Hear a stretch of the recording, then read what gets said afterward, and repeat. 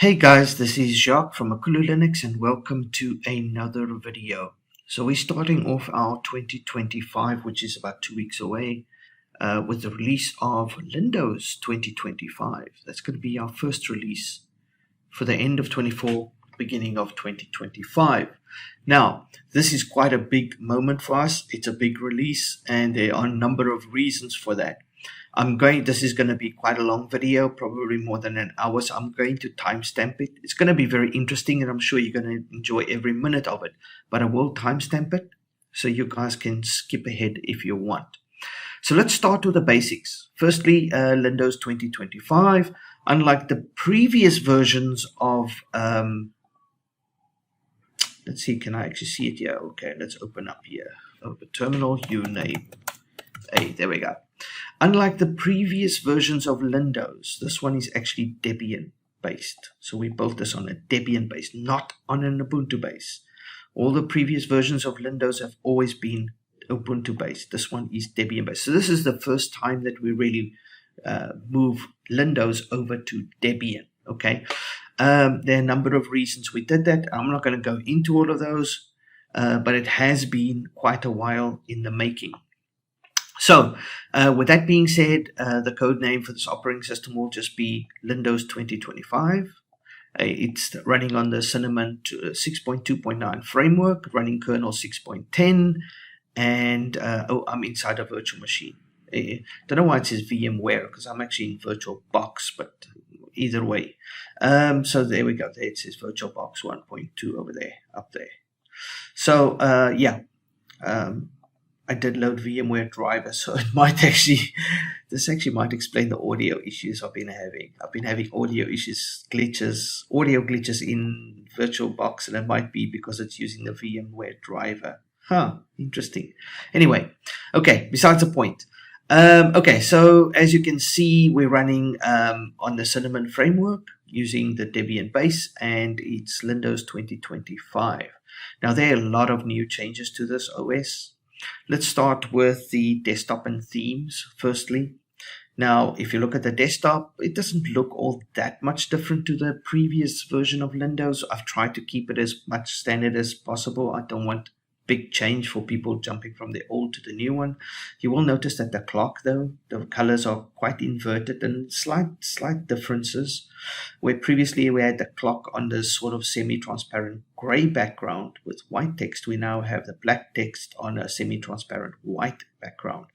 I've been experimenting with these the different grades and transparencies and fonts and so forth, and I found that this one is consistently nice in the fact that you can see the text on almost any type of background. If the background's white, you can see the text better. If the background's dark or black, you can see the text better. So it really doesn't really matter too much what kind of wallpaper you use. This text is almost always visible in a clear enough manner. So this is the reason for this change, is that we just wanted to make this optimal no matter what background you use, that you can at least see the text on the conky clock. Okay, so that being said, you got your typical desktop icons. You got your bottom panel, which is transparent, but the moment you make something full screen, you'll notice the transparency sort of disappears. By default, this panel is a little transparent, so you will always see some transparency, but there's a difference there. See, there the panel vanishes, there the panel comes back, there the panel vanishes, there the panel comes back. Okay, on the bottom left, you've got your menu, you've got your favorites icons. On the bottom right, you've got some system icons and some custom icons. And I'm going to go through all of these in due time. Like I said, this will be a long video, but there's a lot to explain. You guys are going to love this. Okay, so let's move on to the actual desktop and the themes, because I'm sure that you guys are going to enjoy this. Now, in the past, we had we had 4 different themes. We had the classic theme, which is like the old retro classic look. Then we had the Luna theme, which is kind of like the XP look. Then we had the Aero theme, which is kind of like the Windows 7 type of look. And then we had the Redmond theme, which is kind of like a mix between Windows 10 and Windows 11 kind of look. Okay, so those are the 4 default themes we had in the past. However, we've done away with those. Those themes are dated, and we kind of, for a long time, we've slowly been moving away from the sort of exact Windows clone. We just want people coming from Windows to feel comfortable, and also the way that we place the buttons and the themes and the way that we do things, we always make it have it almost like a Windows feel. But our intentions are never to clone Windows. Yeah, I know there are distros that clone Windows. This is not one of them. We just wanted to feel comfortable for people coming from Windows, but also comfortable for Linux users that don't really like the Windows look, but, don't mind a little bit of Windowsy look kind of thing. So yeah, it's to blend both worlds.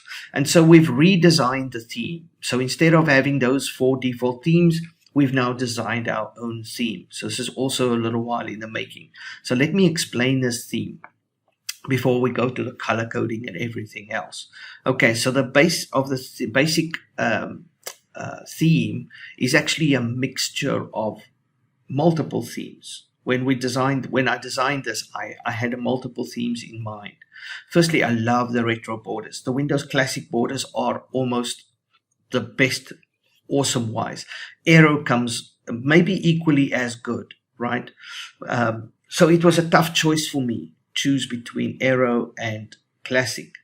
Well, if we're going to move away from the complete Windows clone, and since we do sort of use an Aero kind of border effect on X, I didn't also want it in LinDoz. And so I thought, well, let's go for the retro borders. Since we're going with a retro look in LinDoz, we might as well do the retro borders. And so I've designed borders similar to the retro ones. They're not exactly like the retro ones.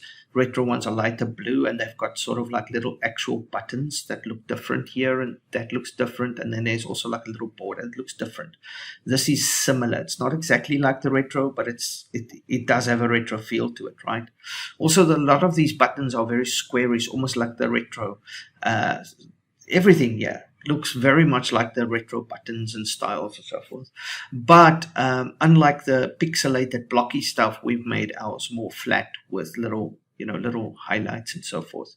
So you have that retro feel to the sort of the framework of this theme, right? And then the actual GTK theme, now you're going to notice there's a lot of sort of silver and white here, like a sort of gray silver look, or blue highlights, white over here. This is more in line with a sort of a blend between, I would say, Windows 10 style maybe and Windows Server style. The Windows Server had this sort of the side panel, this top that had that sort of silver gray look, and then this has got the very sort of Windows 10 kind of feel to this. So this again, the GTK theme is sort of like a blend of Windows 10 and Windows Server Edition. And then, of course, we've got the desktop theme here, the actual menus and the pop-ups that you can see. Actually, if we move that down, you'll see here. You've got this pop-ups, and you've got this. And this has got more of a Aero feel to it, like the Windows 7 kind of Aero style of doing things. The very sort of transparency kind of look through, and the smoothness of that. So in essence, you've got this, and the themes, the icons are also sort of more sort of towards the XP Luna type of look. And so you've got a blend of everything. You've got the old classic framework here with buttons and so forth. You've got the Windows 10, Windows server style kind of backing over there. In the GTK, you've got the Luna kind of style buttons and feel, and then you've got the Windows 7 style menu almost, with the see-through transparency, the smoothness. And so you've got a little bit of almost each one in here. And it's not just that, it's also like the progress bars, like everything that highlights blue is like the obviously the border, everything that you can click that pops up, sliders and so forth. And by the way, there's lots of little highlights here, like little animations. Like, see, there's no button there. When I move my mouse over, you see the little button that you can draw or pull with. But when I move my mouse away, there's no button there. Also, if you go down here, you'll see all these little toolbars with little tick boxes and stuff. It's all got little animations and stuff. So this is a very nice theme. There's lots of animations, lots of things here. If you highlight anything, it doesn't just like show the button. It's got little frames and things that pop up. It's a very nice theme. It might look out of the box when you first look at it, might look very retro, but everything's done in a specific way for a specific reason. We wanted a theme that was fairly plain, but not too plain. Some flashiness to it, but not too flashy. You can't satisfy everybody. You make it too flashy, people complain they want a more plain theme.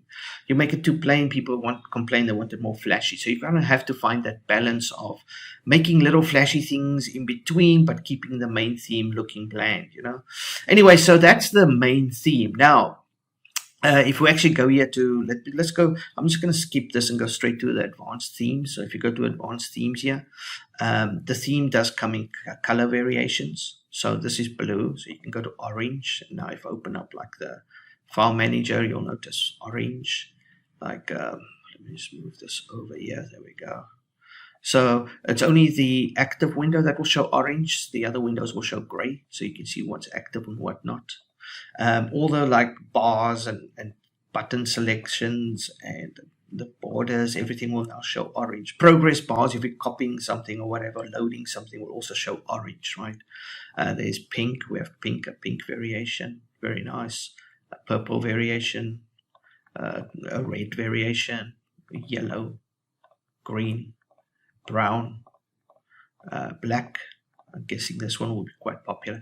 And then we have a dark version, a dark theme. So, users that prefer the dark themes can load the dark theme, where the GTK is very dark, but the border is white. So you've got that sort of, white-black kind of look. So we do have dark theme, and I'm actually thinking of adding a couple more dark themes as well, color-coded, maybe a red dark theme, a blue, a purple, whatever. But yeah, there is a dark theme as well that you can choose from. The same as the desktop. If you go to the desktop here, now that's the white one. You can also load the dark one. So if you load the dark one, it will match the dark theme over there. You can also load the default cinnamon, which I've edited to use the same theming system, but be gray instead. So you can, customize your look and feel quite easily via advanced themes. We also offer a couple of interesting icon packs. There's some nice icon packs in here that you'll like. This one fits the retro look very nicely. This one fits the sort of more kind of like modern look, so we've kind of just added a couple of nice icon packs there that you can play with, and there's a variety of mouse cursors that you can also use. So very nice. So all in all, we added quite a nice little variety with theming. So you've got lots of theming options to play with. Now, obviously, it being Linux, you can always download your own theme as well and just use your own theme if you prefer. But out of the box, we provided you with a new unique theme that doesn't exist anywhere else. And we've added color variations and options and so forth. So, it's not just we give you one theme and that's it. You can spice it up, you can play with it.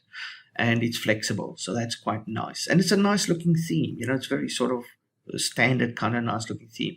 Of course, you can just click on the color codes here or the dark here and it will instantly change. Changing from light and dark, any of the light themes will use this menu, but if you choose the dark theme, it won't only change the dark theme over there, it will change this as well. It will change everything to dark.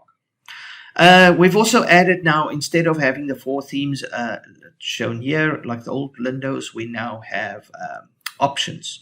So you can move your panel from the bottom to the top, or you can enable dock mode. Yes, new LinDoz now has dock mode, right? So we're on the bottom panel currently, so you can just click top panel, and then it will move your panel from the bottom to the top. And it will just take a few seconds. OS will refresh, and there we go. Now the panel's at the top. If you want a top dock, you click top dock. And what that will do is it will move the panel to the bottom and it will make the panel small and thin, and then it will add a top dock. It takes a few seconds, and there we go. So now you see you've got this tiny little panel that's very much out of the way, but still houses all the system icons and stuff. And you've now got a top dock. And of course, the dock has the plank dock is the one that we use. And of course, it's got that nice menu. So very nice, very, very nice. If you want a bottom dock again, you just open up there and you choose bottom dock. And it will move now the dock to the bottom. It will move the panel to the top, and then it will take a few seconds to refresh, and there we go. So now you've got the bottom dock again. And going to the bottom panel is as easy as clicking bottom panel again. It will disable the dock, remove the panel to the bottom. It will resize the panel, adjust all the themes and menus and everything else to match. And it does all this in seconds. So really nice, very simple. We didn't want to complicate things. We just wanted to add dock mode and panel mode for the guys that prefer docks or the guys that prefer panels. And of course, top bottom for each one. So very easy, just, you can swap between them. So that's simple. That's all via your desktop manager. Of course, theme coloring is also via the desktop manager. Your desktop clock, you can also access via desktop manager. If you click that open, it opens up the Conky manager, and here you can set your options and so forth, so forth, so forth. You can also get the desktop clock by right-clicking and choosing desktop clock straight from the right-click menu. So it's in there as well. You also have the special effects that you can turn on and off. So you can just click the button and turn it off, and then click the button again and turn it on. There's some nice, really cool special effects that come included. Wallpaper manager, we'll get to the wallpaper in a bit. The construction tool settings just takes you to the settings manager, of course, your default Cinnamon settings manager. And constructor tool takes you to the tool where you can convert your OS back into an ISO. So you can create an ISO quite easily. Lots of options here. And there's a video tutorial. Right, that being said, the right-click menu does have a lot of options here. Desktop manager, random wallpaper, select a wallpaper. So if you click select a wallpaper, it will show wallpapers, and you can just select one and then right-click close again. So you can change wallpapers straight there. You can also choose random wallpaper, and it'll just load a random wallpaper. Desktop clock is in there. System settings, restart Cinnamon. You can restart Cinnamon straight from the right-click menu. That's quite nice. And then, of course, if we look at the icons in the bottom panel here, we've also got the desktop wallpaper changer icon is also in the bottom panel. That little wave, little mountain icon, that's the wallpaper. So you can just click on that as well. So if you want to change wallpaper, just click on that, and it will load the wallpaper changer as well. Okay, so that being said, I think we pretty much covered the themes and the desktop. Now, before I get to the rest of the AI icons and all the AI stuff, because I know everybody's waiting for that, let's move on to first the Office option. So if we go here to Office, we've loaded Calabora Office is preloaded in here. So you've got the whole Office suite in here. And if we open up Calabora Office Suite, which, by the way, it's forked from LibreOffice. So it's pretty much got everything that LibreOffice has. It has just a nicer layout, I think. What we have done here is we have included an AI assistant. So if you look on top here, you'll see there's an AI assistant, and this is Electra AI. So it links directly to our Electra AI.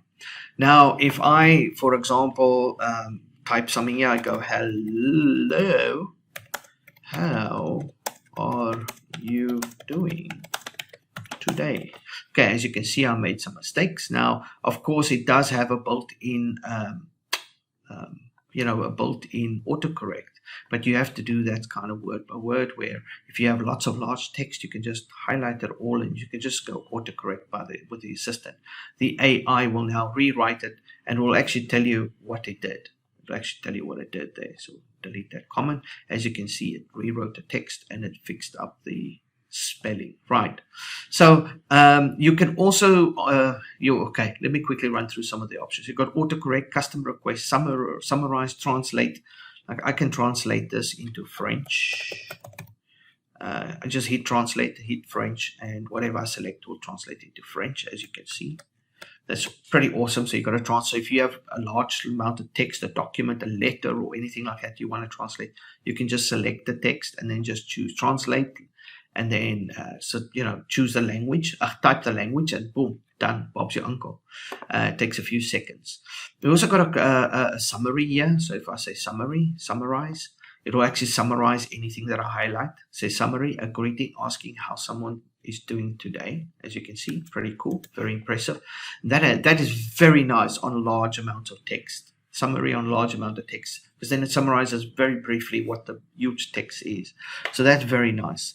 Extract keywords. So if I click extract keywords, it'll extract keywords from there. Hello, doing today. Basically, there we go. Hello, doing today. That's the keywords that it extracted.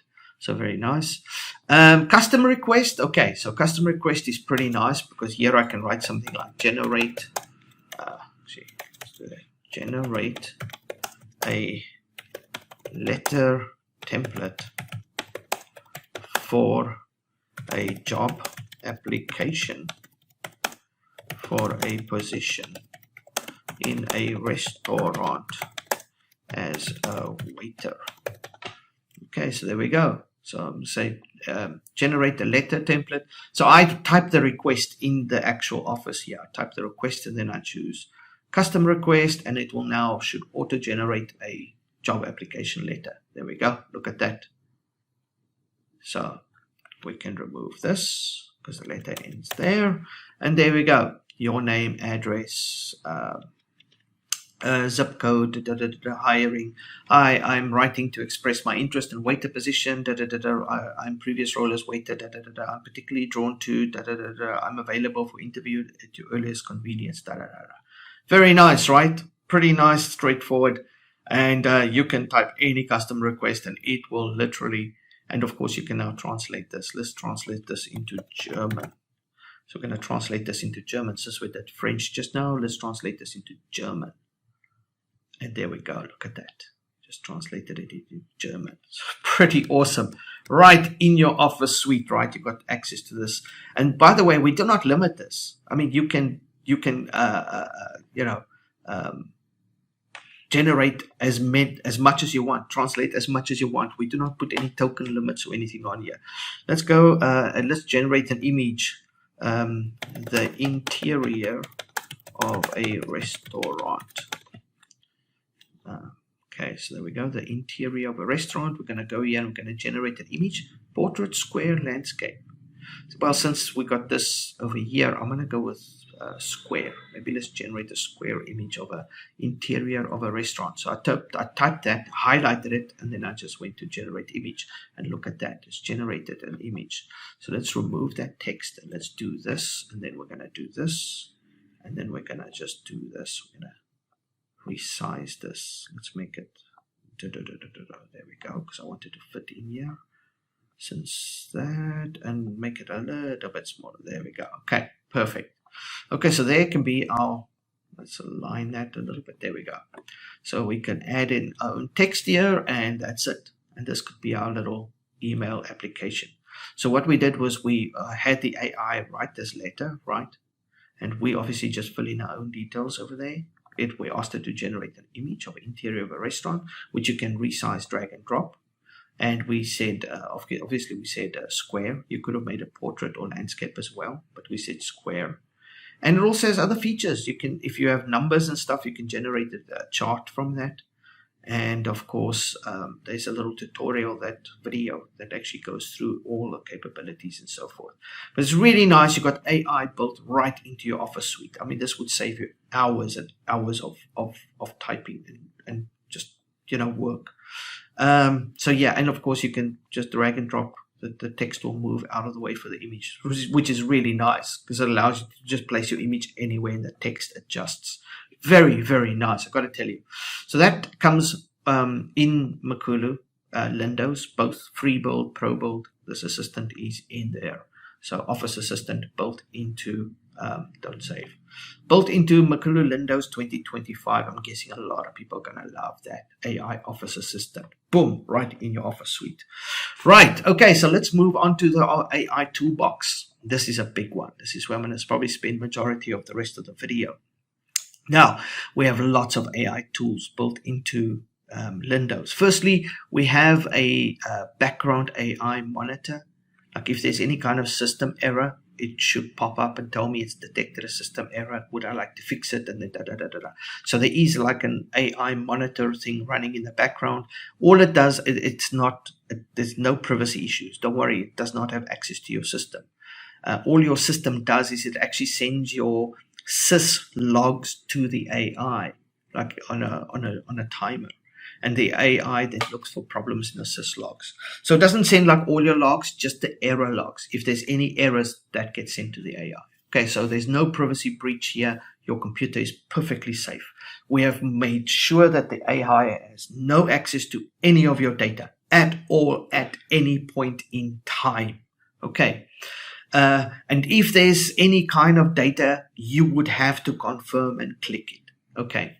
So let's start with the AI Toolbox. So in here, we've got the Electra GUI, Electra Terminal. Now, Electra is our AI. That's the AI that runs on our server boxes in America, Germany, and Singapore, right? So that's our AI. So it comes in a GUI form and it comes in a terminal form. The same AI we also use for various other functions like the editor, text editor, AI text editor, an AI calculator, AI Diagnostics Tool, AI image generator, background remover, image inpainter, Outpainter, AI vision tool. This is actually a text to audio tool.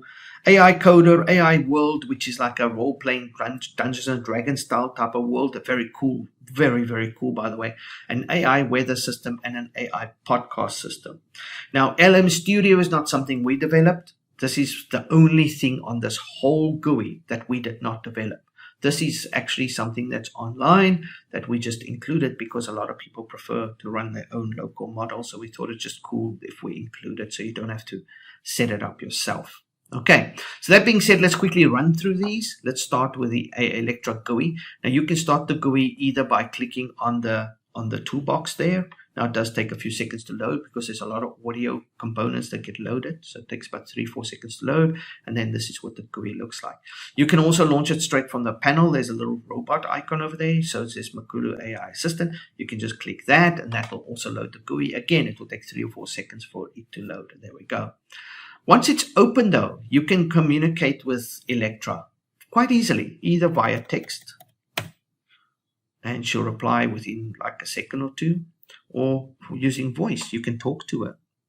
Now, before I hit the talk button, I have been having some scratchy audio issues, and I think it might be that VMware adapter. I don't think I should have actually. What I wanted to do was I wanted to make the ISO ready for both VirtualBox or VMware. So it doesn't matter which the user runs it. It just operates on both, right? And I think there might have been a little bit of overlap of the drivers there. I'll look into it later, but I've been having scratchy audio in videos because of that. So if you hear any scratchy audio, it's not the OS, it's the VirtualBox. On real hardware, it actually runs very well. I've got another VirtualBox of this ISO. That one runs really well too. So I think it's just that driver. So let's see if it plays okay or not. So I'm going to talk to the AI now. Hello, how are you doing today? Hey there. Smile, I'm feeling as bright as a freshly charged battery. How about you? Are you zipping through your day like a speedy squirrel or just taking a leisurely stroll through the park of life? Chipmunk Sparkles, what's been the highlight of your day so far? As you can see, you can talk to her, she talks back to you. You can talk to her, she talks back to you. She pops up video. It's very nice. She pops up a video interface, so it feels very personal talking to her.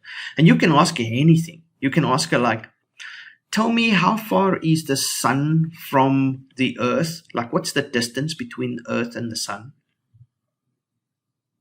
So I asked her now that. As you can see, she's thinking and then she'll reply.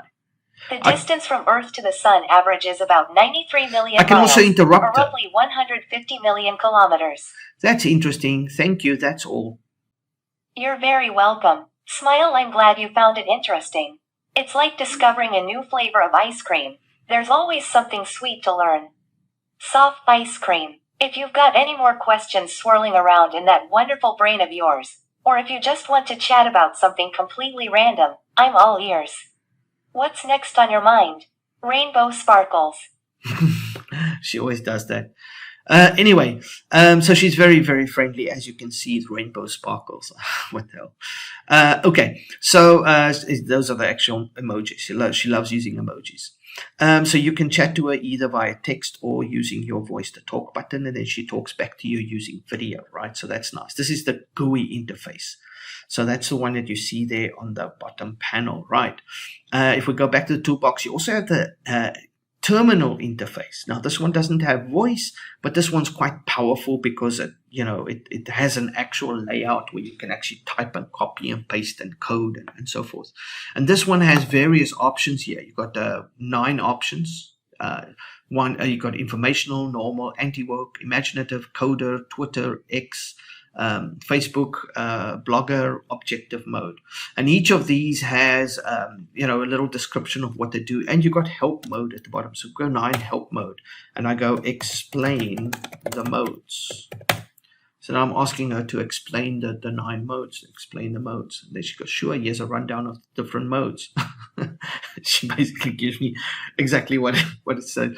But the thing is that you can actually ask her about her. That's what this is. So you can literally ask her about these options, and about, how do I type, how do I do this, how do I generate an image, whatever the case might be. So you can ask her. And so here you can actually let's go to normal mode, and here you can just talk to her just using text.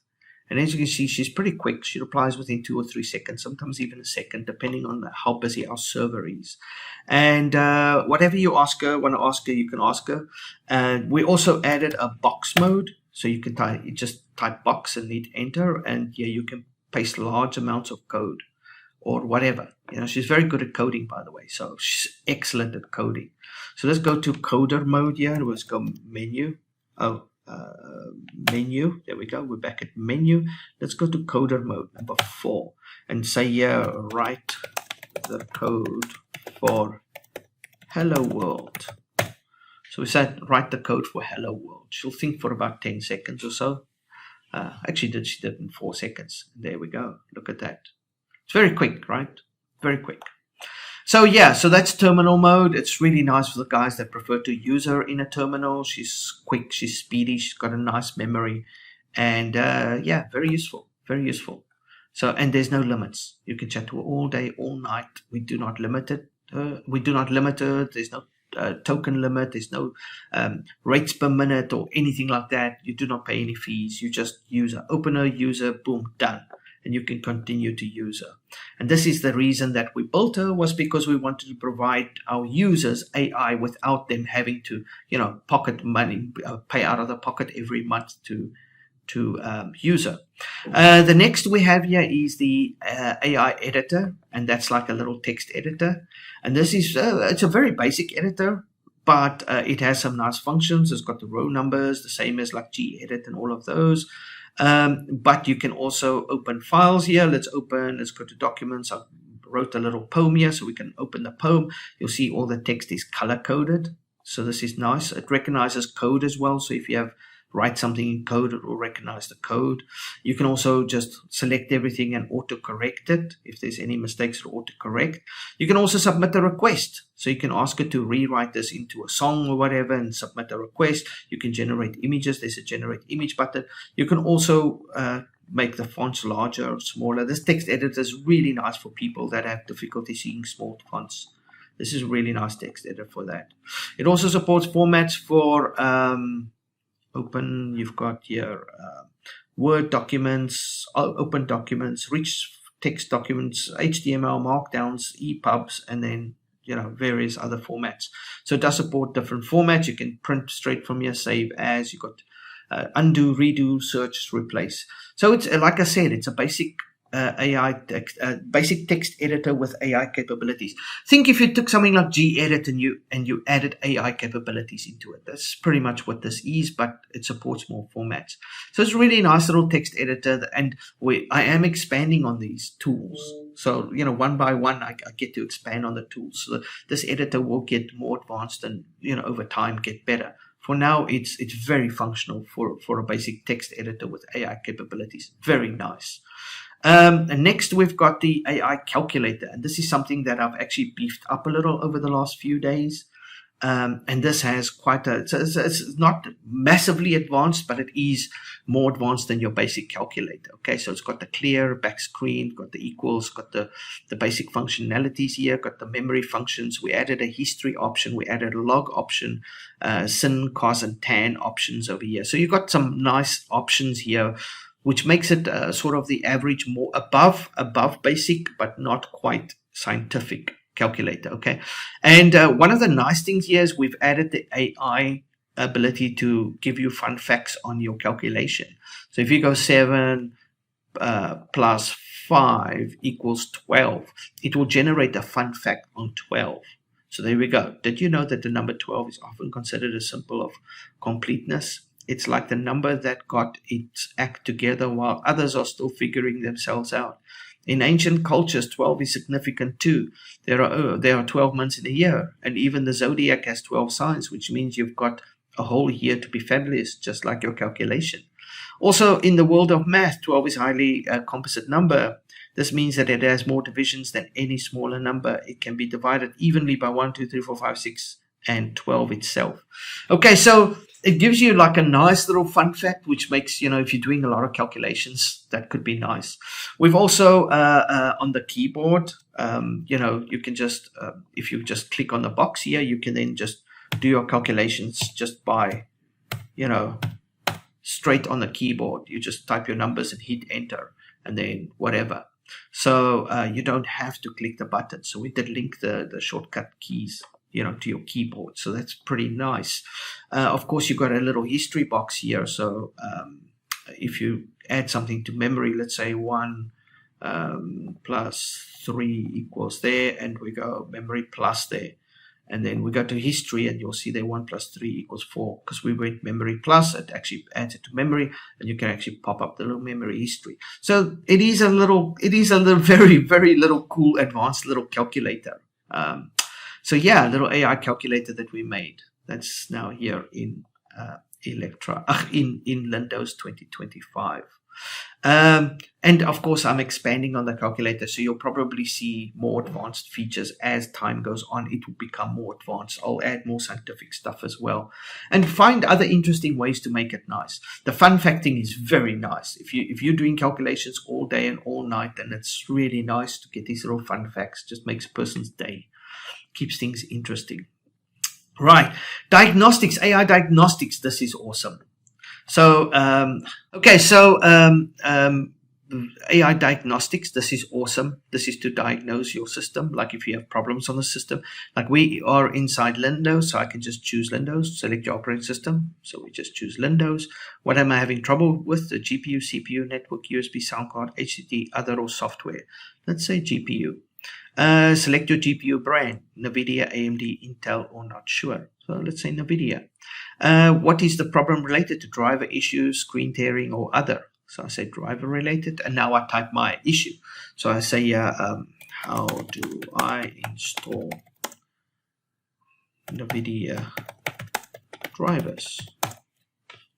And then I hit next, and it gives a little summary. It says operating system there, desktop environment, pick that up there, and submit. There I submit my request. It sends a little report, and the AI will then send options back. So there we go. Electra AI summary solution. Hey there. It looks like you're dealing with an NVIDIA driver installation issue on your Makulu LinDoz system. No worries. I've got you covered step by step. Here's how to install the driver on your system, and then it gives a breakdown. You've got a little bar here that you can scroll down on. So that gives you open a terminal. You can do this by clicking the menu and search for terminal, then blah blah blah blah. Update your package list. Do sudo apt update. Install the required packages. Sudo apt install build essential headers. And then it says here add the graphics PPA. And then it's identify available drivers. And so it gives you like a little breakdown, right? Now, if I can't do something, if I'm having any kind of problems, like I don't know, I can send a request. I can say, how do I install a specific version? Like I want to ask, how do I install a specific version? And I hit submit. Electra will now respond. She knows exactly what we're speaking about. So, she says, oh, great, open terminal, sudo apt update, build essentials, this will give you a list of versions. Oh, there's the apt cache, show kg, pkg. Give you a list of versions, and then sudo apt install NVIDIA driver 470, So as you can see, you can then also talk to the AI. So this little diagnostic tool is very nice, very, very nice, because you can, troubleshoot any problems that you have on your system and talk to the AI directly. And not just that, you can submit a request and then have like a full-on conversation with the AI about your issue, follow-ups. It tells you what to do. You say, oh, but if I do this, it tells me that. Oh, okay, then do this. And so you can actually diagnose the problem and other problems that you get, the follow-up problems, also in that conversational window. Keep it going until your problem is solved. Very, very nice, very handy. AI diagnostics. Okay, so on top we've got mostly the basic tools for communicating with AI, writing in AI, doing calculations and diagnosing your system, right? Below that, we've got some image generators, image and audio tools. Now, let's start with the image gen. Okay, so here we open up the image gen, this AI image generator, and here you can select an image gen options here. You've got photoreal, anime, realism, and 3D. Let's go with photoreal. So here I'm going to generate an image of a cute, fluffy dog sitting on the grass, wearing funky sunglasses and a hat. The hat says woof. Okay, so there we go. A cute fluffy dog sitting on the grass wearing funky sunglasses and a hat. The hat says woof. Basic, nice, photoreal. Oh, we'll keep that. We'll leave that in. Style, no style. We can add a style, but I don't want to. Let's do that. Let's generate an image. Now this will take about 10 to 30 seconds to generate the image. It's fairly quick most days, but if the server is very busy and people are connected to our server, it can take like 30 seconds. I've actually had it take up to a minute once, but usually 10 to 30 seconds and an image will pop up. There we go. Look at that. A cute fluffy dog sitting on the grass wearing a hat. The hat says woof. You can see there WOOF. Very nice and very natural. And this is nice because it doesn't like force you to see all the words. It shows it in a natural way. You see there with the words curving around the hat. Very nice, by the way. Very, very nice. I'm very happy with this image. So if I click on the image, it will open up in Nomax, our image viewer. And, oh, actually, sorry, it opens up in GIMP. Yeah, we have GIMP installed. Okay. So there you can see it, the image size is 1024 by 1024. Really nice. Oh yeah, we do have GIMP installed. Forgot to mention that. But I was going to get to the installation of the apps. Actually, I wanted to open it in Nomax, but it's fine. It opened up in GIMP. Okay, so that's the image generator. You can generate unlimited images. We do not limit the amount of images. You can download, generate 1,000 images a day. If the server is very busy, your request will go in a queue, but you can just keep generating. This is what we do. We give you free stuff, especially AI stuff. Pretty cool. So that's the image generator right there. Oh, and you can set the resolutions, the aspect ratios, the steps, all of that. And of course, you can set the the styles and so forth as well. So image generator, some basic features. Oh, and the seed number, basic features, but nice. Can generate virtually anything. We've got also a background remover next to that. So if we click on background remover, so let's open up that. That'll take a few seconds to open. There we go. Background remover. Let's add an image. And there we go. We're going to use that same image we just generated. There we go. So we're going to use that for a background remover. And now we're going to choose remove background. And it should remove the background around the dog. So let's click that, remove background. It says processing, and this usually takes like anywhere from 10 seconds to maybe a minute, give or take. Again, all these AI features really depends on how busy the server is. So if the server is busy, it can take a little while. If not, that was fairly quick. As you can see, the background's been removed with AI. Very nice, very quick, very easy. Again, unlimited. Actually, no, correction. I think it tops at about 1,000 backgrounds a day that you can do. So, so it's a lot, but basically unlimited. You can just remove background after background after background. We do not limit this. So that's pretty cool. So that's a background remover. And by the way, everything gets dumped in your images, your pictures folder. So there's the generated image, there's original, because when you attach something, it makes a copy. So that's a copy it made when we attached it to that one. We can actually delete that. And then there's the removed background as well. So there's a removed background. So everything gets saved to your image folder, right? So AI inpainter. So let's take a look at this one. This one's pretty cool. This is really nice because it'll take a few seconds. There we go. Let's load that image, that same image that we just generated. Open that. There we go. AI inpainter, we can actually replace things in the image. So we can like change the glasses to red glasses. We can change the ears, change the hat, or we can even go and change the whole dog. We can change the dog. InPaint this, remove this dog, and put something else in its place, like a cat. Let's change a dog to a cat. Let's just paint all of this. And it's very nice, very cool. Now let's go a little smaller and just get rid of these little frilly things here on the side. They can cause problems with inpainting if you leave too many of those little things like. Okay, there we go. Let's just neaten that up a little bit. Okay, there we go, there we go, there we go, there we go. Okay, I think that's pretty good. Right, we've got no holes anywhere. Okay, so now we're going to say cute fluffy cat. Okay, so we're going to choose a cute fluffy cat and we're going to submit. So now we're going to inpaint and replace this dog with a cute fluffy cat. Now we didn't really specify anything about the cat. We didn't say white or black or blue eyes or green eyes or anything like that. We just said a cute fluffy cat. So the AI will make a cute fluffy cat, I'm sure. But this could also take anywhere from 10 seconds to about a minute. We have to be patient. It is inpainting. And there we go. Look at that. I think it pretty much replaced the dog version with a cat version, because it looks very similar to the dog.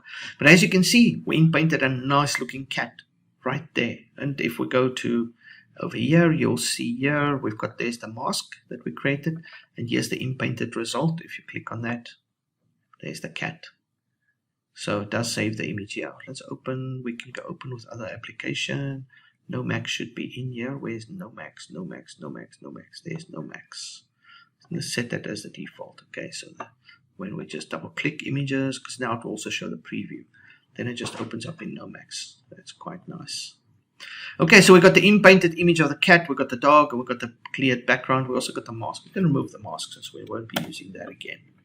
Right, so you've got an inpainter. You can also inpaint things like change the eyes, change the ears, change the paws, change the background, whatever. It's pretty cool stuff. And so yeah, so we could, again, unlimited inpainting. Go crazy. As long as the server can handle the influx of users, you can inpaint anything and as much as you want. Let's go to Outpainter. So we've got the image generator, background remover, inpainter. Let's go to Outpainter. So with Outpainter now, basically it paints the image outwards. So let's add an image. Let's go, should we take the original or should we take the inpainted cat? Okay, let's go with the dog. Let's go with the dog. Okay, so here we've got the square image, 1024 by 1024. Now, what aspect ratio do we want to outpaint it? Do we want to make it landscape or do we want to make it portrait, upwards or across? Let's go with landscape because that's going to be the one that's going to give the most impressive results. Now, I could add a prompt here, but I don't think that's needed. Let's just outpaint this and turn this image into a landscape image. You know, sometimes you find a really cool image, but you wish you could put it on your desktop, but it's square and the desktop's landscape, and so you're screwed kind of thing. Well, not anymore. So now you can just load your picture, add your image, and you can just hit submit. And this will take anywhere from about 10 seconds to a minute. Again, it just depends on server availability, like how busy the server is. Let's just let this finish quickly. Okay, there we go. As you can see, it's changed it to a landscape.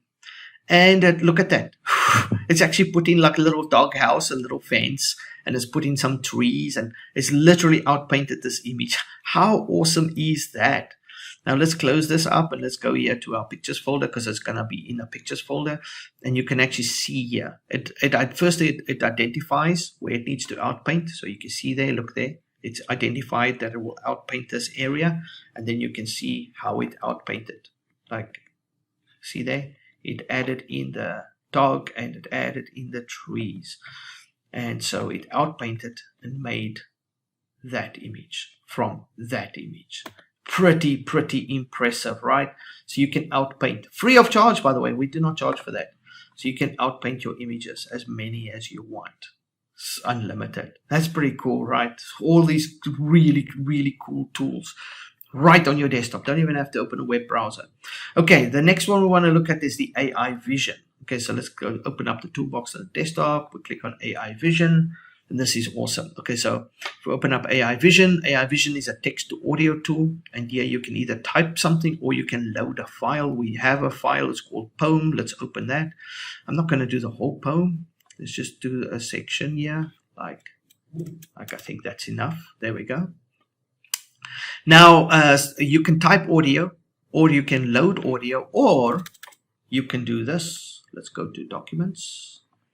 And you can also just drag a document on here. So you can just drag and drop. Look at that. We just drag and drop that file on there. So it's got drag and drop support. Very, very, very cool. Okay, so let's do that. There we go. Well, yeah, I don't want the audio to take long to generate, so let's just use this. Okay, so you've got your text in here, and you can put large amounts of text as well. By the way, this is multi-line. It supports large amounts. You can put a whole book in here if you want to. Of course, the longer, the more the text, the longer the generation will take. Once you've loaded your text or typed your text, you can then come down here to voices, and there's such a ton of voices here. Okay, there are so many voices from all different countries, right? The default here is the American male, US male voice. So all we do is we generate audio and we just wait. And this will take like a few seconds.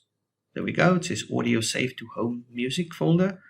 Click. Whispers of the cosmos, beneath the veil of velvet skies, where distant stars like secrets lie. The universe, a quiet sea, stretches far beyond what eyes can see. Wow, very nice. And now if we open up the music folder, go here to our music folder. There's the text to audio. There it is. And you can see here it says Brian, Ian US Brian voice. And there's the MP3. We can double click the MP3 and it will play in, I think, VLC media player. Whispers of the cosmos. Yeah. Beneath 12 the veil seconds. of velvet skies. Okay, so this is very nice. And you can just change voice as well. Like, let's go to ENGB. Let's choose a female voice here. Maisie, neutral. No, not Maisie. Let's go with Libby. Libby, that's a nice voice. Libby, which is a ENGB, which is UK voice. So let's generate audio with UK voice. And then let's play that. Asterisk, asterisk, whispers of the cosmos, asterisk, asterisk. Beneath the veil of velvet skies, where distant stars like secrets lie. The universe, a quiet sea, stretches far beyond what eyes can see. Pretty nice, right? And you can choose, there's so many voices here, so many voices. So this is really easy, translating, doing text to audio. Text to audio, very nice, very simple. Yeah. So what's Ava? Ava's a female US. Let's generate. I want to hear what that sounds like.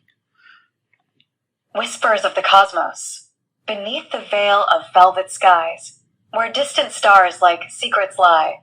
The universe, a quiet sea, stretches far beyond what eyes can see. Okay, so very cool. I'm going to keep expanding on that because I want to add more features like, say changing fonts, colors and things and font settings and da-da-da-da. So I'm going to expand on that little GUI, by the way.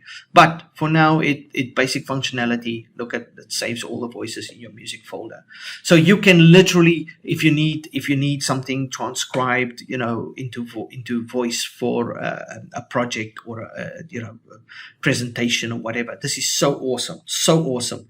And again, we do not limit it. It's unlimited. Do as many as you want and as large text as you want. Do pages, books, paragraphs, poems, songs, whatever.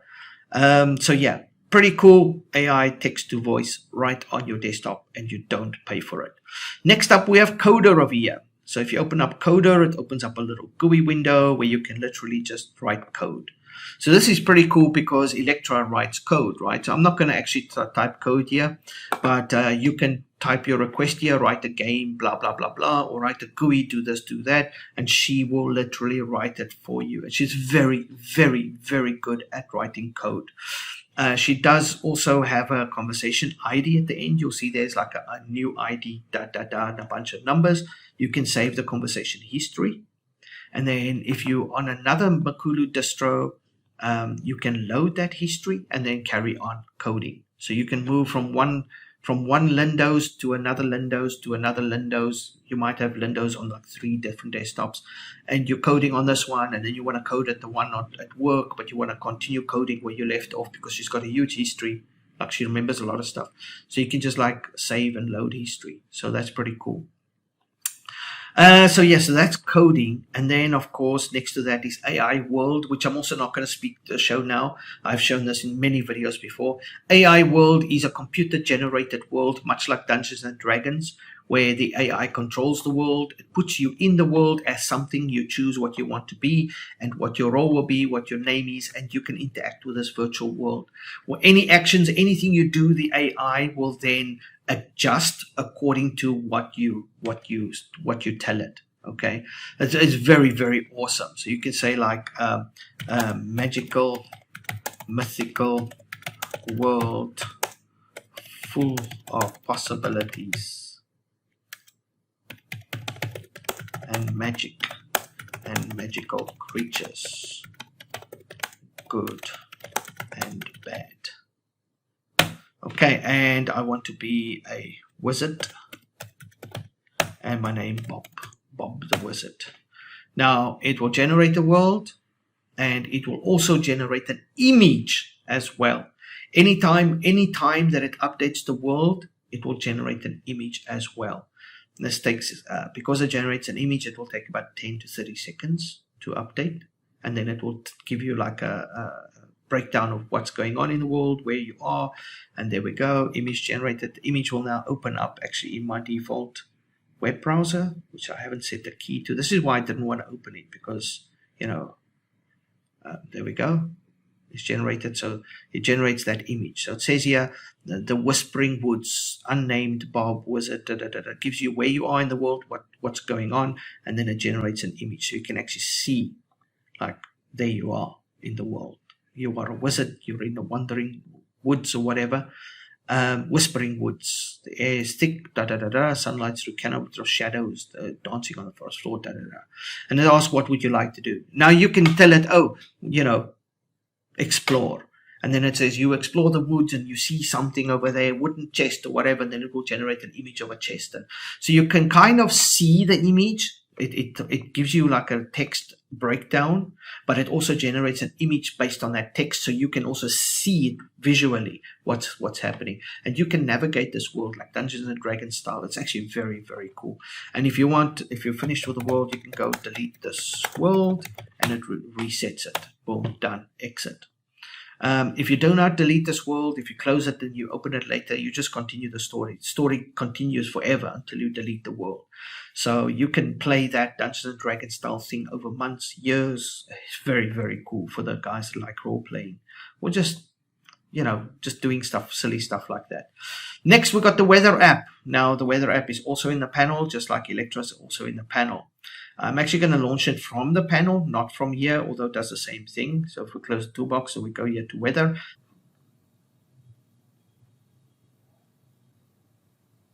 And as you can see, it's now loaded. So what actually happened here was it detects my location. So it detects that I'm in Da Nang, gives me the reading of the temperature, the current temperature, the conditions, and then gives me a little fun fact and generates a little image. Now, all of this is done by AI. This is not done by an API. So it's not your traditional sense where it pulls the weather from an API.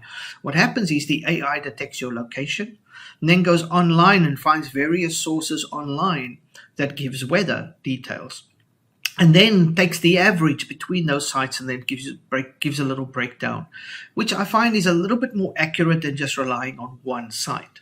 Anyway, so then it gives you a little breakdown of your weather, and then because it knows where you are, it also generates a little fun fact about your location. So here it says, fun fact, Da Nang is known for sandy beaches, blah, blah, blah, blah. And based on these conditions and where I am, it generates an image. So the AI actually generates an image to look like, you know, the weather conditions. This is all very, very cool. You have a refresh button where you can refresh it, but you also have an ask a question button. And this is so awesome because you can click ask a question and you can actually speak to the AI about the weather. So you can ask here, for example, what should I wear today? And so you can ask it, what should I wear today? And the AI will say, AI says, in Da Nang, Vietnam, the weather is da-da-da, it's nighttime, da-da-da-da-da. Given these conditions, I'd recommend wearing something comfortable, yet water-resistant, like a light jacket or a raincoat, or perhaps a long-sleeve shirt to keep warm. Don't forget to wear sturdy shoes to handle any wet ground. Pretty cool. So you can ask it questions about this weather, like, you know, whatever you want to know. Can I go swimming? What are the sea conditions? You know, what's the wind like today? Is it going to be more wind, less wind, whatever? So you can actually interact with your weather app. So it's not just giving you the weather. You can ask follow-up questions. You can literally talk to your weather app. This is very, very cool stuff. Hey guys, this is Jacques from Makulu Linux, and welcome to another video. So if you're looking at this video, you're obviously looking at how to use this video generator. I'm going to walk you through all of the settings very quickly. It's very easy to use. At the top here, we've got an enter prompt box, and here you can type anything that you wanted to generate. For example, you can type cat and then hit generate video. It's that easy to use. All of the rest is just extra. Okay, so this is where you put your main prompt, type your main prompt in. Next to the prompt, you've got an aspect ratio where you can set it landscape, portrait, or square. By default, it's on landscape. But if you want to, portrait would be like, you know, phone orientation. And square obviously is square. So you would just literally select your aspect ratio. By default, it's on landscape. Next to that, you've got styles. Here you can select a style. A style adds a secondary prompt onto your main prompt. So if you wrote here cat, it will generate a cat. But if you put style, let's say cartoon, it would then tell the AI that you want it in this style. You wanted cartoon style, children's cartoons shown in TV network, playful, entertaining cartoons, bold outline lines, bright colors, etc., oversized eyes, So it would tell the AI that you want to generate a cat, but you want to generate it in this style, like cartoon style. Okay, so if you want to apply a style, there's a whole bunch of styles here that you can choose from. Most of the time, I think universal is the default recommended style, because that just adds high quality 8K cinematic lighting, stunning background. It really doesn't affect your prompt too much, other than just to increase the quality and the lighting effects. So unless you want a specific style, either leave it none or select universal. That's recommended. Okay, here we've got a couple of buttons. You've got an open folder button. So if you click that, it opens your folder where you've generated videos. They're all shared in your videos folder. So if you click the open folder button, it just literally opens the containing folder where all your videos are stored that you've generated. A history button. If you click on history, it will actually show you anything that you've generated. It will show you the timestamp when you generated. A prompt. As you can see, you can hover over the prompt to see the complete prompt in case it's cut off. So it shows you the prompt, like what you generated, and it shows you how long it took to generate. So that's history. Join Discord will literally just open our Discord channel where you can join other people that are generating, or give us feedback, report errors, whatever the case might be. You can contact us or contact other people or hang out with other people that are also generating. Video tutorial, well, that's what you're watching right now. Below that, it says remaining generations, and this is daily. These generations update every day. If you're a free user, you get 3 generations a day. That might change over time, but currently 3 generations every day. And it, like I said, it replenishes every day. If you're a pro user, you get 13 generations a day. And if you're a Patreon user, you can type in your password and it becomes unlimited. Below that, you've got your current average generation time, and this updates every hour. So what happens is the server goes through high and low periods. Sometimes it's lots of people around, lots of people generating, and it can take a long time. Sometimes the servers are very quiet, and then it takes very quick. In low time, it takes as little as 3 minutes. Very high time, it can take up to 15-20 minutes to generate a video. So it really just depends on server load. Different times of the day, you'll notice this time changes. And this is why we actually put the generation time on. So you can see, at 12 o'clock at night, it was 266. At this time, it was that. This time, it was that. And so you can see, okay, I find the pattern. If I generate during this time, then it's fairly quick. If I generate that time, it's slow. So you can see a nice pattern from your history. You can actually see when's the best time to actually generate videos. Very, very cool, really. Okay, so let's get to the actual prompt here. I'll explain the password in a bit. Let's get to the actual prompt. So let's say I want to generate a cat, right? I can type just a cat and I can hit the generate button. Or I can actually do a prompt builder. Let's just remove that, make it blank. Let's go to prompt builder. I want to build a prompt, right? So I want to, what video, short film, action film, comedy, drama. Most of the time, short film is okay. What's my subject? A cat. Important feature about a cat? Ginger, fluffy. Ginger and fluffy. There we go. It's a ginger and a fluffy cat. Background setting, garden. Put it in a garden. More details. Kitty cat having fun. Shot type. Let's put a medium shot. Lighting. Let's put natural lighting. There's natural lighting. It is the garden. Camera angle. Low angle. Okay. And director, James Cameron. Why not? Okay. So we make a little prompt from a prompt builder. You choose your settings. Of course, the subject is the cat. So we put their cat. Important features. Okay. So we say it's a ginger cat and it's fluffy. Where is it? The background setting. It's in the garden.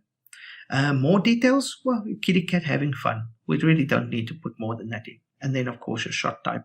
So we can use the prompt builder if we want to. And when I click create prompt, it actually inserts that prompt into the prompt builder, as you can see. Now, if I click AI prompt, it will rewrite this prompt into a more detailed prompt using these keywords. Okay, which most of the time I do, by the way. But I just make sure I put the proper keywords in. As you can see, we put some nice keywords in there. Now I'm going to click AI prompt and then just give it a few seconds. And there you see, now it says a visualize, capture, writing, blah, blah, blah, fluffy cat, nestled, da, da, da, da, da, da. The scene is framed in medium shot with low angle, emphasizing the cat's playful demeanor, da, da, da, da, da. So now we've made this really, really cool prompt because we use prompt builder, blah, blah, blah. We could add a style to it. I'm not really going to. I'm just going to leave it as none because that is really nice. And now we're just going to generate video and then wait. Now, because the time is currently, generation times are expected to be about 9 minutes, I'm going to fast forward this video as not to waste time. So let's quickly fast forward this. Oh, before I fast forward, sorry. It does show you positioning queue. I'm number 1 in the queue at the moment here. Sometimes when there are a lot of people in the queue, it says like number 35, number 64, whatever. You kind of just got to wait for the queue for your turn to generate, you know. You'll see that queue numbers change. And then once it gets to this point, usually within about a minute or two later, it starts generating and then the clock counts. So the generation time in your history does not account for queue time. That only accounts for generation time. Okay, so just point that out. And there we go. It's already 3%. Like I said, when you're first in the queue, it takes about a minute or so and then it starts. So I'm going to fast forward this and then, yeah, we'll discuss the rest.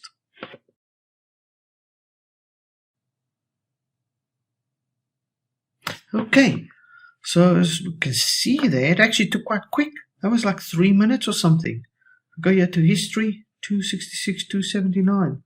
So this is actually a good example. Now, as you can see, look at that video. Wow, that came out really, really good. Now, before you look at the video, here it says average generation time 9 minutes, but our video took about 3 minutes, just over 3 minutes. Now, this is actually a good thing this happened because I actually wanted to say and show you an example. This updates every hour. So this average generation time is an hour ago. As you can see, it's 12:59 now. See there, 12:59. You look at the time there, 12:59. So as you can see there, it's 12:59, right? Which means that this is about an hour out of date. So between the last time I checked and now, it's dropped like 5 minutes less, 6 minutes less. So the new generation time when it updates now should probably show like 3 or 4 minutes. So that's a good example of why this could be used as a guide, but it's not definitive. It's probably better if you generate through the day and then check your history and you'll see exactly what, you know, how long it takes. That is probably a more accurate representation. But this does give you an idea if the server is busy or not. If it says 9 minutes or it says 20 minutes, you know. Okay, so as you can see, we generated a video. Now the video looks good. We can click on the video. If we click on the video, it will open up in MPV Player. You can see it's 1080p video, and we can double click it to make it full screen as well. It will loop the video. Just look at that. Wow, cat having fun, obviously playing with the flowers, because that's exactly what we asked for, right? Wow, just look how great that came out. Wow, I'm really, really impressed with this video. This generator is so awesome, so awesome. And right on your Linux desktop, right? Let's close that again, and as you can see, it just continues to play. This is a really nice interface. Now we can open the folder, and we'll find the video there. We can just double click it there again, and then it will open up in MPV Player, as you can see. Now we've also got some other videos that we generated here. The last one I generated was the teddy bear. That's the one you saw in history there. So there's the one about the teddy bear. Just look at the quality. Just look at that. Also 1080p. Wow, this can go straight to YouTube. Just look at that. Okay, so that's the teddy bear. I also generated some videos here. A cat riding a skateboard. Really, really cool. Just look at this. Just look at that. Wow, straight to YouTube as well. Just look at that. So awesome. And then I generated this cat. I can't remember what this cat was doing. I think he was also just walking around. Also a garden one. Also came out really good. Really, really good. And then you'll notice that these videos tend to come out quite good. I generate 10 videos in Sora. I can maybe use 1, maybe 2. But here in our video generator, majority of them are fairly good. You can use them out of the box. Look at this. Cat on a skateboard in the garden. And, the blue bird. Generated a blue bird. Just look at this. Look at that quality. Wow.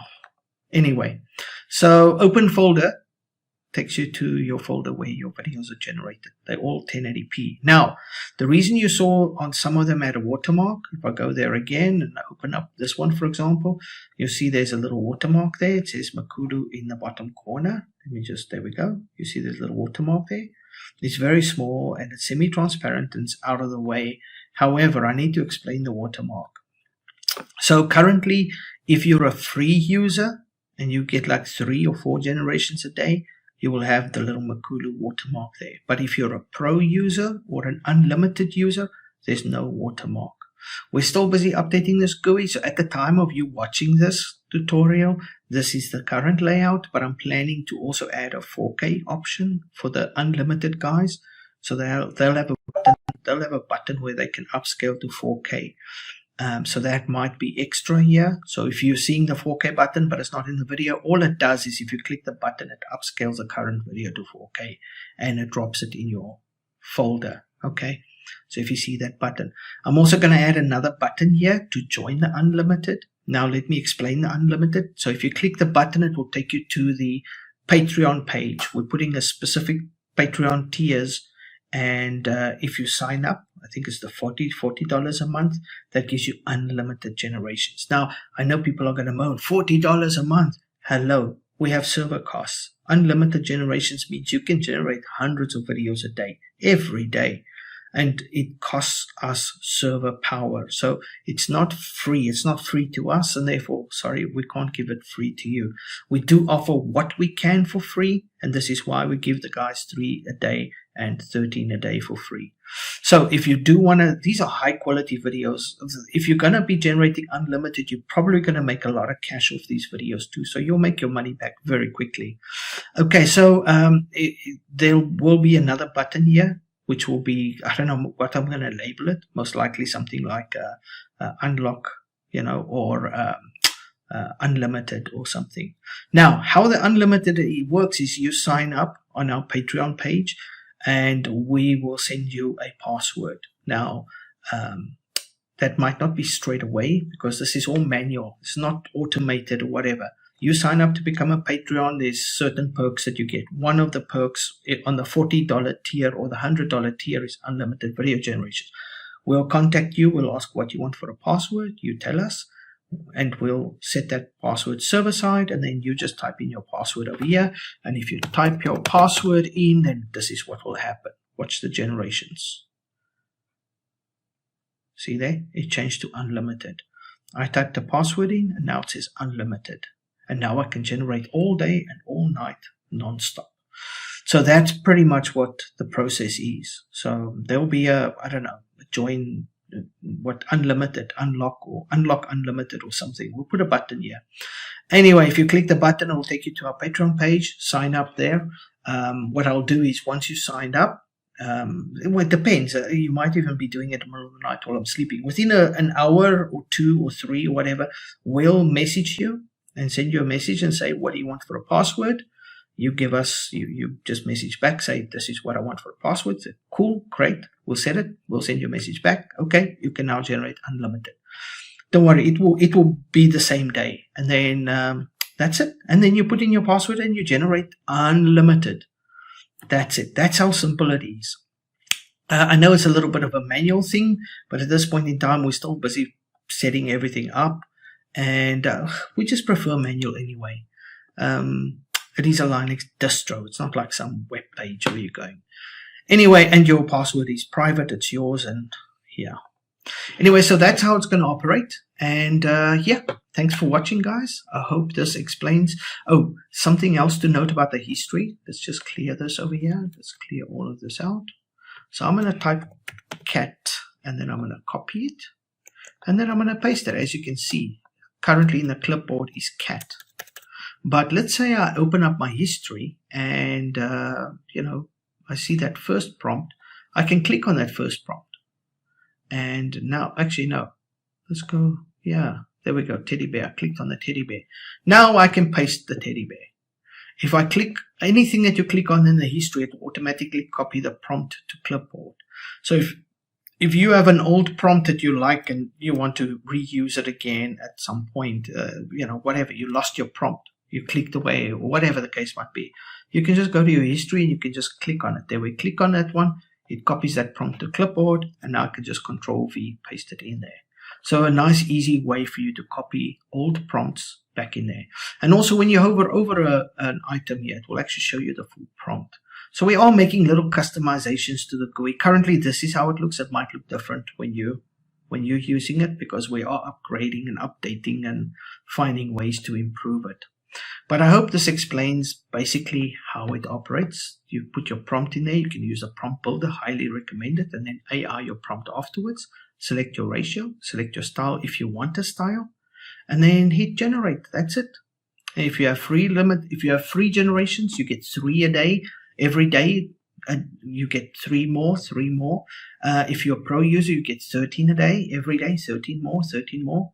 If you want to unlock you know, unlimited, just hit the unlock button, which I'll be adding shortly. You'll see it here. And then, of course, you can join onto Discord, hang out with the other guys that generate. You've got a history button. You've got an open folder button. It's not rocket science. This is very easy to use. And then there's see, I told you, every generation time is now dropped to 5 minutes. So this adjusts. We do have high server times. We have low server times. So sometimes it's very quick, 3 minutes, 2 minutes. Sometimes it's like 15 minutes. It's just different times of the day, you know, many people are on. Thanks for watching, guys, and I hope you have fun with a generator. Well, look at that kitty cat. That looks so cool.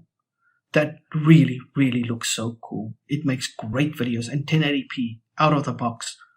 Out of the box, 1080p. Nice. Really nice. Have fun, guys. Enjoy. Okay, so that's LM Studio. If you like running offline models, there's plenty of models to choose from there. You can with LM Studio.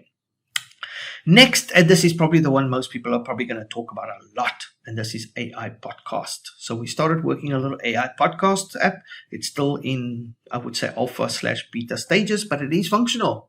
It is functional. I actually leave it running in a little terminal here so I can see what's going on. But basically, in a nutshell, it's having 2 AIs debate each other on a topic, right? And you set the timer. So you set 2 minutes, 5 minutes, 10, 20, 30, whatever, all the way up to 3 hours. So you can have the AI debating each other for 3 hours. But let's set there 2 minutes, and then let's choose a topic. Like we say, aliens do not exist. Okay, that's it. That's the topic. Let's say aliens do not exist, and I click start. Now what will happen is I'll get a little introduction, and then I'll get the one AI making her point and then the other AI making her point. And they will keep debating each other until this timer runs out. Now, 2 minutes should give them each about 1 turn, maybe 2 turns to speak. It's not very long, 2 minutes. You need at least 30 minutes or something for the debate to be like really good. And it goes all the way up to 180. So let's click start and let's see what happens. Welcome to the Makulu Linux AI podcast with Electra and Ludmilla, where we discuss the chosen topic. We hope you find this podcast informative and entertaining. Please sit back and relax and watch us explore the chosen topic. We will now begin. There's a scratchy audio. VMware driver, I think.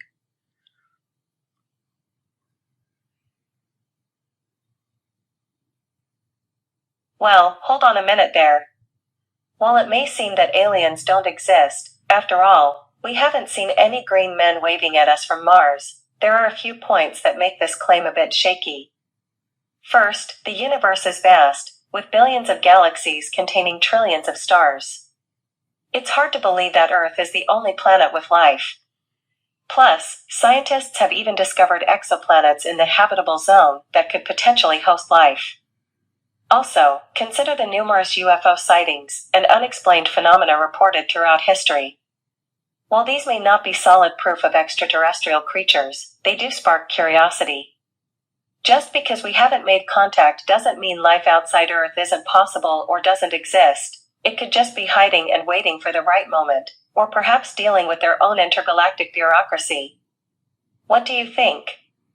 Do you have any favorite alien movies or encounters that could support or refute your stance? And now Ludmilla. Again, this should actually be opening up over While here. your points about the vastness of the universe are intriguing, they don't necessarily imply that aliens exist. Just because the universe is large doesn't mean it is teeming with life. The conditions required for life, as we know it, are quite specific. The idea that Earth could be unique, particularly with all the specific factors that allowed life to evolve here, is still a legitimate one. Regarding UFO sightings, many can be attributed to misidentifications of natural... Okay, let's end that. I don't want to make this video too much longer than it should be. But in a nutshell, the AI podcast is two AIs debating each other. And not just debating each other. They fact check each other and they go off topic sometimes and then come back to the topic. It does get interesting the longer it runs. So the first one will make its point. The second one will make its point. The first one will then, argue against whatever point the second one made. The second one will then re-argue back. So it's like an actual debate. Like if you had a school debate kind of thing, it's almost like that, but in podcast format. So you have these two AIs debating a topic, right? So yeah, this is very cool stuff, and you get the voice and the video, so you get to see them while listening to them, and this is really, really cool. So that's the AI podcast. That is a work in progress.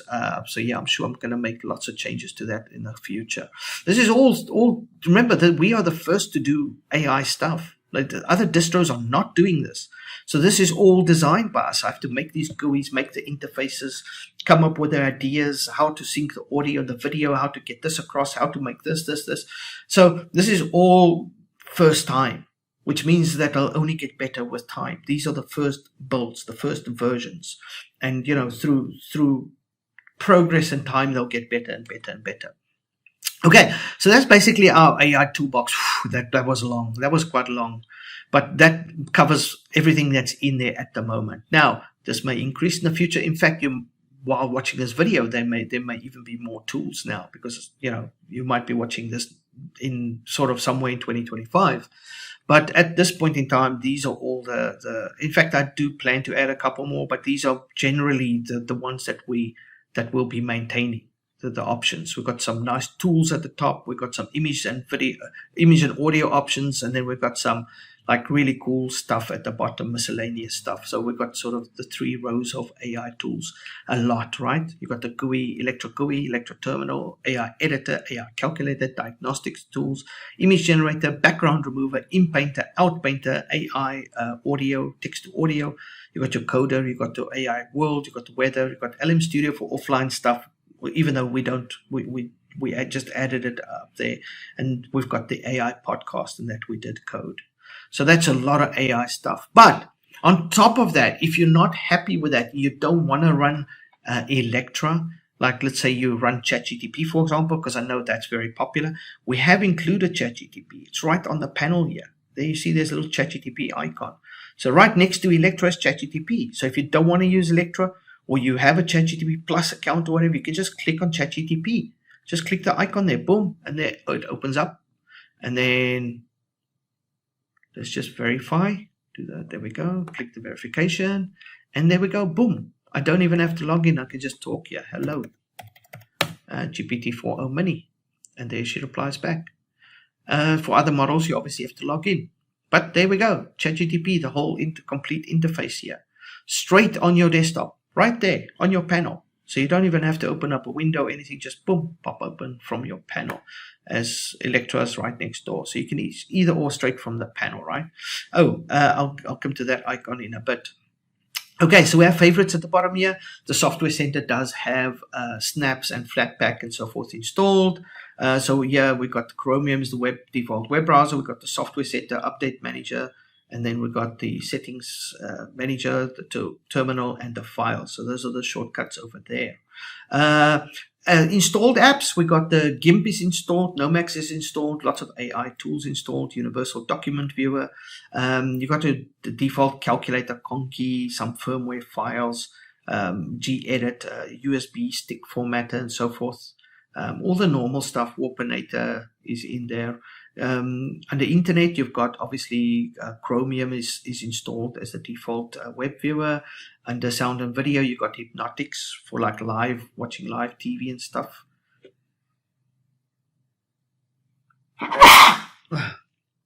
You've got the MPV video player, and you've got the VLC video player, and then you've got VirtualCam, and this I want to show as well. So we open up VirtualCam. This is also something that we coded. I know a lot of guys like using like OBS.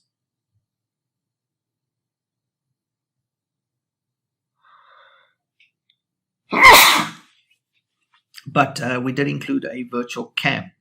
Now, basically a VirtualCam, if I just tick that, as you can see, that's me over there. Now, there's going to be a delay here because I'm in VirtualBox, and so there's going to be a huge delay because using a camera in VirtualBox via USB, I'm not sure whether I enabled USB 3 or 2. But as you can see, you got a bunch of sliders here, and it's really nice because you can like blur your background. This is pretty nice for like if you're doing podcasts or whatever, conferences, you can blur your background easily. Just pull a slider. Don't need to go in and add layers and all kinds of stuff. You can just pull a slider, boom, background blurred. In fact, you can also not just blur it, but also fade it at the same time. You can even fade it all the way to white if you want. But so you can fade and blur your background if you want. That's really nice. They're really cool. You also have brightness, where you can set your brightness to very bright to very dark. You can sort of play with that. And then, let's set that back here. There we go. Okay, there we go. You can also set the contrast, of course. So you can play with your contrast, gamma, play with the gamma, saturation, of course. This will make it sort of very, there we go, black and white, colorful. So you've got gamma, sharpen image. So there's very blurry there, it's very sharpened. Wow, I look terrible there. Okay, so there we go, back to normal. As you can see, I didn't really shave today. So I can add some skin smoothing, remove that beard a little bit. Now my skin looks a lot smoother. So you've got options here, really nice options, okay? And it's a VirtualCam, so if you open up something like a web browser where you're going to stream or Zoom or whatever, you'll notice in the camera selection will be VirtualCam. So very nice. So VirtualCam right on your desktop. Oh, you can also change background. You can put a fake background or a fake video in there as well. You've got some other options, resolutions and so forth. And you can save your settings, select your camera if you have multiple cameras. So really nice, a VirtualCam that's included as well. In there we go, VirtualCam. Also free of charge, no charge for that. Under programming, of course, this is where all the AI tools are. We've also got Bart GPT and Bing GPT if you want to use those instead. So the desktop apps for those are there. If you come down to games, you'll see Heroic Games Launcher is pre-installed, Lutris is pre-installed, Steam is pre-installed, and so is Play on Linux, which means Wine is also pre-installed. So again, you can the game ready. You can just log into your interface and start gaming. So LinDoz is game ready. Very nice. And of course, because it's got GIMP installed, it's Paint graphics ready as well. So it's really nice. So basically, we've not overloaded it, but we've put a lot of stuff that most people will use. Now, this little icon over here, a lot of people are probably going to give me crap about adding this. I was wondering, should I, shouldn't I, should I, shouldn't I? I thought, why not? Now, before you go on with, oh, you're adding free movies and it's illegal, hello. This just links to a website, okay? As far as I know, there's no law against linking to a website, and I do not live in America, so good luck suing me. Yeah, so I do not live in any Western country, actually, so good luck suing me. Okay, and I have no money, so good luck suing me.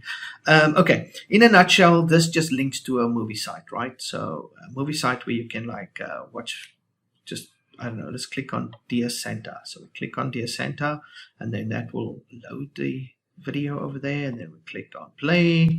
There we go, and then it will play, and then it will, got to click play a couple of times. See, I think now you've got to click twice more, and then it starts playing. So there we go. There we go. Now it loads the video. I'm inside VirtualBox, so this is going to be a bit slow and sluggish. Like on real hardware, this is much faster and nicer. And now when the video loads, you've got controls here. You can full screen, and you can actually watch full screen movies, series, whatever. And let's pause it there. And you've got subtitles, you've got options and so forth, and you've got different servers and trailers and all kinds of options there. So that's the free movies and free series icon on the desktop. Now, like I said, it links to a website. If anybody has a problem, go bitch on the website. Ask them to take it down. If they take it down, then we'll just stop using it. But it is on the website, and therefore we link to it, right? So it's not something that nobody can get from their browser window. I mean, it's like linking to Google. Same thing. It's there. It's available for public, and so yeah. So all we do is this just links to a website, right? So yeah, so free movies, free series, and of course the live streaming over here as well. You got the where's that? The blah blah blah. There, Hypnotics is for live streaming via Linux Mint. So that's it, guys. That's pretty much a breakdown of the new LinDoz 2025. You got a crazy cool looking theme, lots of coloring options, icon packs, theming options. You got dock and panel modes, really cool. It's all easy to use. Just click, click. That's it. We've made everything easy to click, click. And then you got the cool desktop clock, special effects and stuff. You got your constructor tools. You got lots and lots of AI. There's so much AI tools here. You don't even need to go to an AI website. You've got everything here. Image, audio, everything here. Maybe if you want to generate a video, that's about maybe the only reason to go online. But we may even be adding those tools soon as well. But everything else is pretty much covered here. And you've got this beautiful themes as well with a retro look, but at the same time, you've got the sort of new modernish look as well.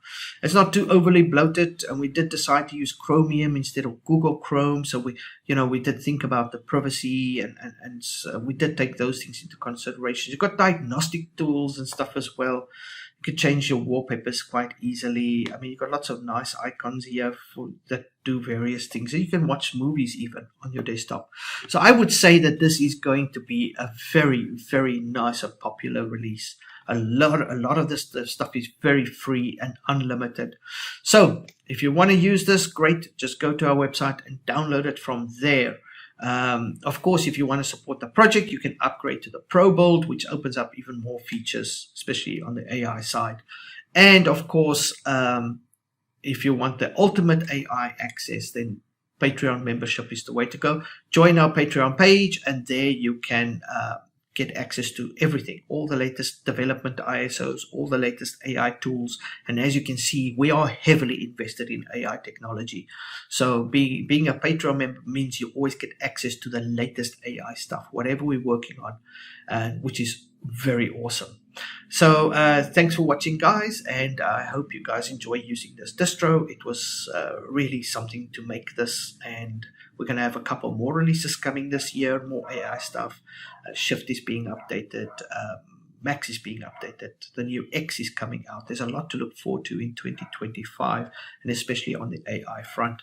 But this is this video is focused on LinDoz 2025. I really hope you guys enjoy using it. Feel free to give feedback, spread the word, share it, let people know it's out there.